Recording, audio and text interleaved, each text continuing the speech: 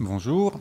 Alors, je voulais vous parler de mon livre, donc, qui s'appelle Filiation dès la naissance, réflexion autour d'une proposition de loi tendant à réformer la filiation. Et je me suis dit, pour ne pas être trop technique, plus comme ça va mieux? Oui, comme ça va mieux. Pour ne pas être trop technique, le mieux était peut-être de vous expliquer mon cheminement, ce qui m'avait conclu, ce qui m'avait amené à conclure tel que je l'ai fait, ce qui m'avait amené à me prononcer tel que je l'ai fait. Alors, c'est donc un livre qui est construit autour d'une proposition de loi, ce qui n'est pas une forme évidente. Et on m'interroge parfois en me demandant si j'ai 300 parlementaires ou députés prêts à voter de ma loi. Non, c'est pas le cas. J'en ai pas non plus 200, donc je suis pas en train d'essayer de chercher à arrondir les angles pour essayer d'en convaincre une petite centaine. Voilà. J'en ai même pas un ou une.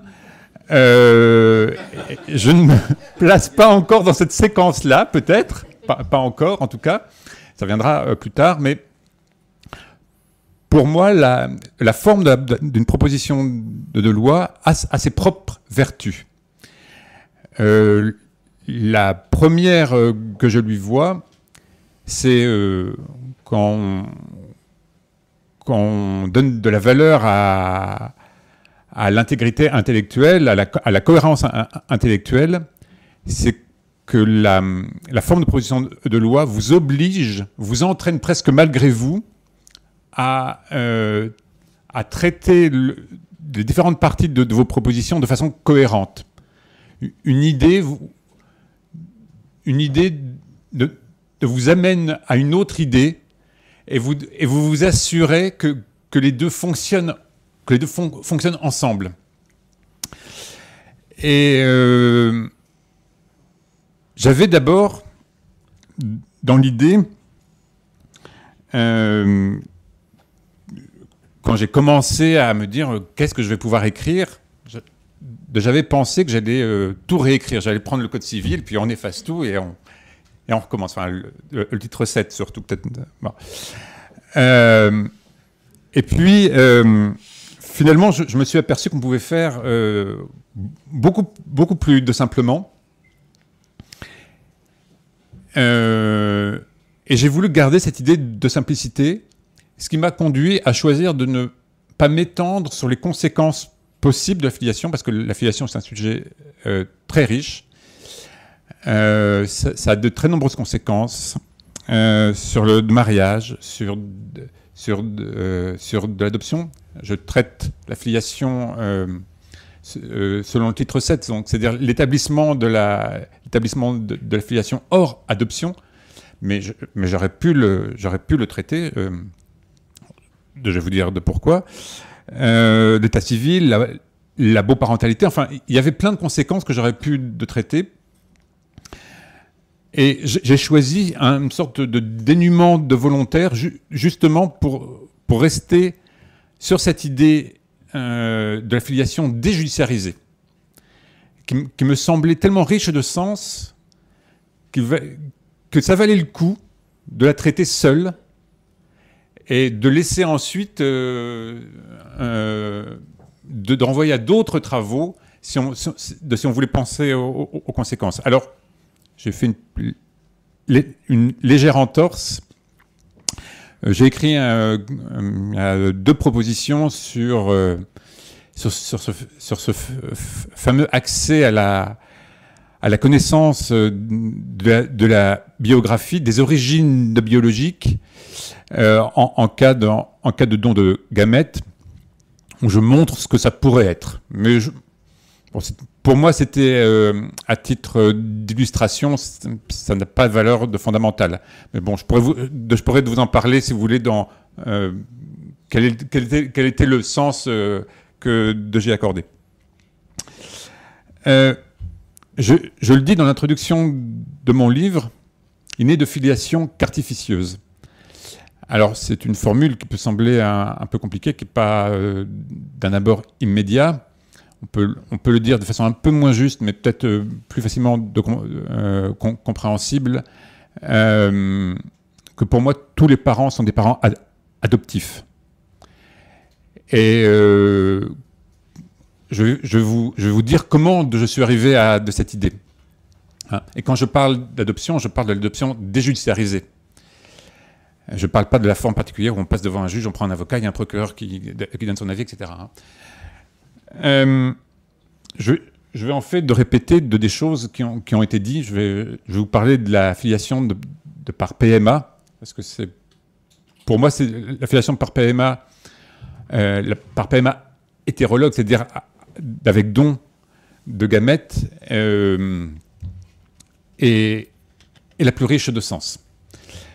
Je précise toujours, et si dans l'élan de j'oublie, quand je parle de PMA, je parle toujours de PMA hétérologue, c'est-à-dire avec un don externe au couple. Vous savez que la PMA, au sein d'un couple composé de personnes de sexe différents, dans la plupart des cas, c'est fait avec les gamètes du couple. Hein, ils ont un problème de tuyauterie, et on résout ce problème avec les gamètes du couple. Mais ce qui est intéressant, ce que je trouve fondamentalement intéressant, c'est justement quand on fait appel à des gamètes extérieures au couple. Et c'est pas que j'ai une fascination pour l'acte médical, parce que quand je prends la nouvelle de Guy de Maupassant, de l'héritage qui date de 1884, pour moi, il y a une situation de PMA. Alors bien sûr, elle est pas du tout dominicalisée. C'est de l'histoire d'un couple qui, pour hériter 1 million, d'une riche tante, doit avoir un héritier. Et il s'avère que le mari est stérile, et donc la femme courtise un collègue de son mari, et une fois qu'elle se sait enceinte, elle le met dehors, et tout le monde ferme les yeux, tout le monde fait... le mari spécialement, fait comme si rien ne s'était passé, alors que tout le monde est au courant. Mais ce n'est pas l'aspect le plus intéressant, c'est que le système de filiation de l'époque, au XIXe siècle, permettait cela.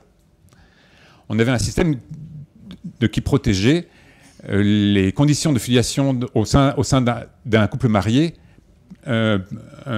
permettait l'établissement d'une telle filiation et protégeait contre les contentieux. Et je ne vois pas la PMA d'aujourd'hui de façon fondamentalement différente. Du point de vue de la filiation, évidemment, du point de vue de la santé physique et psychique, je conçois tout à fait que ne pas avoir ne pas avoir d'obligation à un rapport sexuel avec un autre homme, ça change de beaucoup de choses. Mais du point de vue de la filiation, pas véritablement. Et donc, pour moi, il y a là quelque chose de fondamental. Pour vous expliquer en termes de les plus simples, comment ça se passe actuellement dans notre droit. Prenons un exemple très très simple. Un couple composé d'une femme et d'un homme. La femme est parfaitement fertile, l'homme est stérile. Donc, dans ce cas-là, la médecine ne fait rien à la femme, puisqu'elle est fertile. Il n'y a rien à faire, hein. Elle n'est pas malade, elle n'a aucun dysfonctionnement. L'homme est stérile, donc la médecine ne lui fait rien. Il a été diagnostiqué qu'il n'y avait rien à faire, c'était une cause perdue, donc ne lui fait rien non plus. Et donc l'acte médical dont on parle dans ces cas-là se réduit en fait à éviter le rapport de sexuel avec un autre homme. Hein, on ne dit pas à la femme de madame, allez dans un bar, de fermer les yeux, trouver quelqu'un et fermer les yeux, et puis votre problème sera réglé. On ne lui dit pas non plus résignez-vous, c'est les voies de la Providence. Sauf si elle est lesbienne. Ah oui, de si elle est lesbienne, si, on lui dit ça. Enfin là, je prenais vraiment de l'exemple d'un homme et d'une femme, c'est très important, hein, parce que, bien sûr, là, justement, j'en parlais, si c'est une femme en couple avec une autre femme, alors là, ça change tout, évidemment. Donc, en fait, d'ailleurs, s'il y avait un traitement médical, effectivement, le sperme, il serait donné à l'homme. Il n'est pas donné à l'homme, il est donné à la femme. C'est que ça n'a pas grand-chose de médical, en réalité. Donc, c'est une construction. Et surtout, ce qui est intéressant, c'est ce qui se passe juridiquement. l'homme et la femme consentent à ce don, donc c'est un don de sperme, et l'homme va établir de sa filiation, comme tous les autres hommes. S'il est marié, c'est automatiquement, c'est ce qu'on appelle la présomption de paternité. S'il n'est pas marié, c'est la reconnaissance. Il peut faire une reconnaissance avant la naissance ou bien après. Et il est protégé contre les contestations, contre sa propre contestation même, d'ailleurs. Hein, il y a fin de non de recevoir. Et il se trouve que les conditions du don, donc anonymat, bien sûr, mais aussi appariement phénotypique, c'est-à-dire on va prendre un donneur qui aura la même couleur de peau, de cheveux, d'œil et de groupe sanguin. On veut de garantir que l'homme puisse avoir l'apparence d'être le géniteur, au moins l'apparence. Et les conditions, donc, laissent croire qu'il ne s'est rien passé de très particulier. C'est comme les autres procréations. Et bien sûr, quand on en vient à un couple de femmes, on peut pas maintenir de cette apparence. Mais finalement, déjà dans le couple composé d'un homme et d'une femme, au-delà des apparences, on voit bien que ce qui fonde la filiation de l'homme stérile, puisqu'il est stérile, donc il n'a aucun lien biologique avec son enfant, c'est son engagement. Il a dit oui. Et il a dit « je serai le parent ». Et c'est cet engagement-là, et lui seul, qui fonde de la filiation. Alors, vous pouvez prendre un mur porteur, un mur de refend, si vous l'abattez et que la structure se porte ensuite tout aussi bien, il n'y a pas une fissure qui apparaît, ben vous avez découvert qu'en fait ce mur n'était pas porteur. Hein? Alors c'est un peu radical, hein, je ne vous conseille pas d'essayer de chez vous, mais si jamais ça vous arrive, un accident, vous aviez demandé à des ouvriers de venir abattre un mur chez vous, et ils en abattent un autre, et vous pensez qu'il était porteur, et puis si vous apercevez que finalement il n'y a aucun problème, c'est qu'il ne l'était pas. Et de même là, quand on parle de filiation biologique, où on dit donc que les gamètes fonderaient une filiation qui aurait un concept, que le concept de filiation de biologique pourrait de justifier qu'on serait parent parce qu'on aurait émis des substances et que donc que la filiation serait un sous-produit des sécrétions humaines, on s'aperçoit non. Ça ne tient pas debout. Et après, pour le mur qui s'est révélé ne pas être porteur, vous pouvez le rebâtir, vous pouvez le doubler, le tripler, vous pouvez lui mettre des contreforts. On sait que c'est du décorum. Donc, on le voit vraiment avec notre modèle actuel. Je ne parle pas d'une réforme, là, hein, je parle de notre modèle actuel de filiation par PMA pour un homme et une femme. Donc, on le voit déjà, même si on l'a masqué par des apparences, notre système sait déjà que l'engagement seul peut fonder une filiation. L'engagement sans aucun lien de biologique. L'engagement seul peut fonder une filiation. Et ça, pour moi, c'est fondamental. Après, vous pouvez tout penser à partir de là. Actuellement, quand c'est un couple de femmes, donc on l'a vu ce matin, ça nous a été expliqué par Héloïne, on demande à la femme qui n'a pas accouché d'adopter de l'enfant. Prétexte qu'elle n'a pas de lien, elle n'a pas de lien de physiologique ou biologique, mais l'homme n'en avait pas de non plus. Hein, et donc, mais il y avait juste cette histoire d'apparence, en fait. Hein, l'homme pouvait passer pour procréateur. Donc on pouvait croire que ce n'était pas de l'engagement. Alors que le couple de femmes nous amène à questionner. Hein?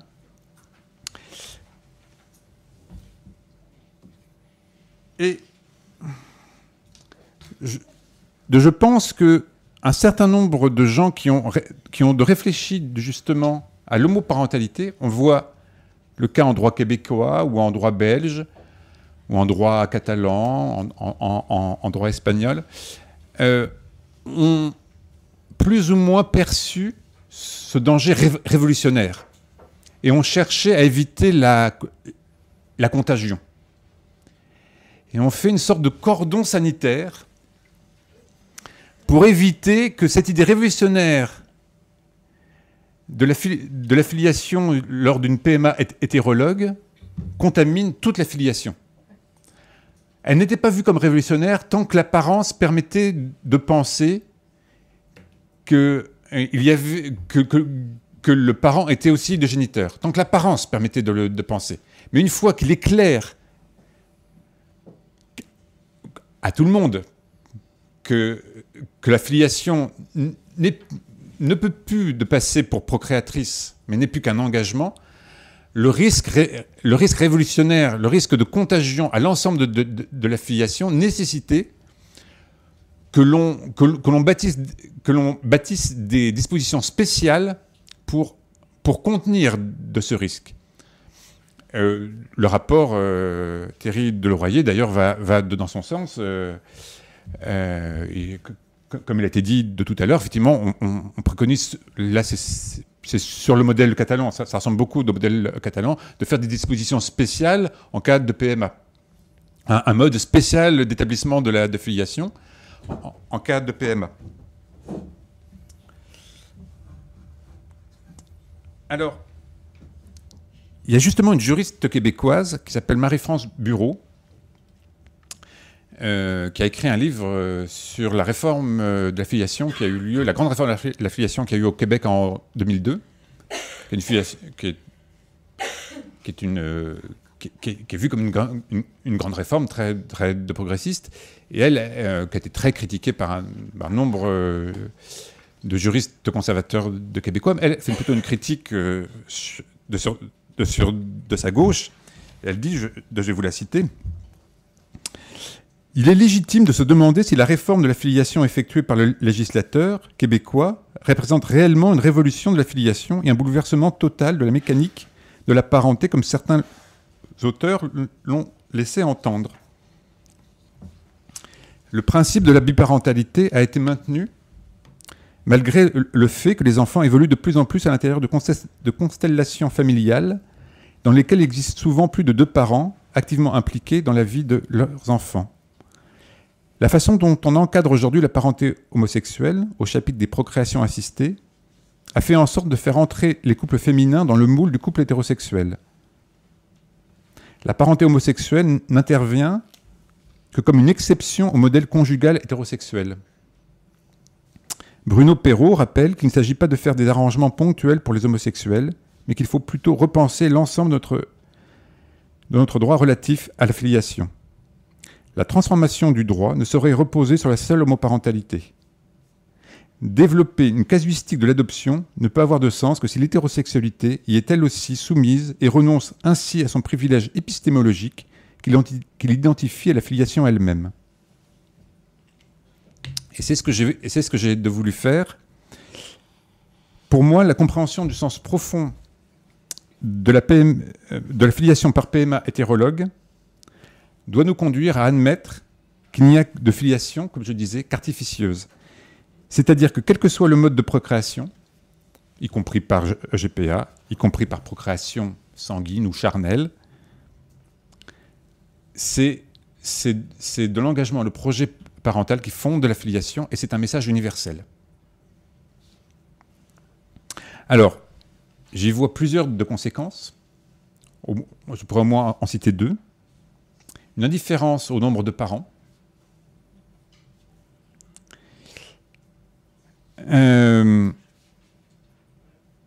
Parce qu'il n'y a alors pas lieu de se limiter à la biparentalité. Et donc, monoparentalité, pluriparentalité trouvent toute leur place, et bien sûr indépendamment du statut matrimonial ou conjugal, et aussi une indifférence au genre. Alors, pour moi, il n'y a pas lieu, sauf à considérer qu'un sexe ou qu'un genre aurait une propension moindre à l'engagement, ou qu'il serait plus frivole ou inconstant. Mais je ne suis pas essentialiste, mais je conçois que certaines personnes pensent à un genre en particulier quand j'évoque, et ce ne sera pas le même selon les personnes, mais pour moi, ce n'est pas de mon point de vue. Donc, je ne considère qu'il n'y a pas lieu de différencier dans l'engagement selon le genre de la personne qui s'engage. Et par conséquent, hommes et femmes doivent établir leur filiation de la même façon. Et c'est un point lourd de conséquences, je l'explique dans le chapitre 9 de mon livre. Notre droit a été construit ces dernières décennies sur une division selon le genre. Alors auparavant, quand je dis selon le genre, plutôt sur la mention du sexe à l'état civil, ce qui est un petit peu différent. Auparavant, il était assez indifférent à cette mention. C'était un droit inégalitaire, mais la division était celle de l'état matrimonial. Hommes et femmes établissaient quasiment de la même façon leur de filiation. Simplement, ce qui allait les différencier, c'était s'ils étaient mariés ou pas. Donc, les hommes et les femmes mariés établissaient leur filiation quasiment de la même façon, et les hommes non mariés et les femmes non mariés établissaient leur filiation de la même façon. Mais on a naturalisé depuis à peu près 40 ans, un peu plus, hein, les réformes sont timides au partir du début du XXe siècle et de s'accélèrent, et spécialement depuis 40 ans. La naturalisation de la filiation a fait de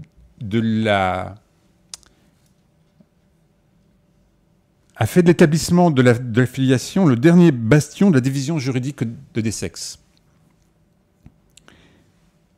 Bon, alors je ne vais pas vous expliquer tout le chapitre 9, c'est un peu long, mais je veux juste vous dire de la conclusion que je donnais. Et pour moi, donc, je disais, cela revient à retirer une part importante de l'approche différentielle des sexes dans nos lois. Sous-entendu, si on considère que c'est de l'engagement et qu'il n'y a pas de différence de qualité dans l'engagement selon le genre, cela revient à retirer une part importante de l'approche différentielle des sexes dans nos lois. Ce qui ne signifierait pas qu'il n'existerait pas de différence entre les sexes. Dans notre pays, où la religion ne fait pas partie des éléments d'identification requis par l'État, tout le monde n'est pas athée ou d'une seule religion. La religion est une affaire privée. Ainsi pourrait-il en aller du sexe et du genre. Sans que la filiation par engagement soit suffisante à elle toute seule pour réaliser l'indifférenciation, elle en est une étape. Donc, comme vous le voyez, c'est par de la filiation, on touche à des domaines très vastes. Je ne vais pas vous dire tout ce qu'il y a dans le livre. Je vous conseille de le lire. C'est un peu pour ça que je prends la parole. Je vais m'arrêter là. Et je suis ouvert, bien sûr, aux questions en vous remerciant.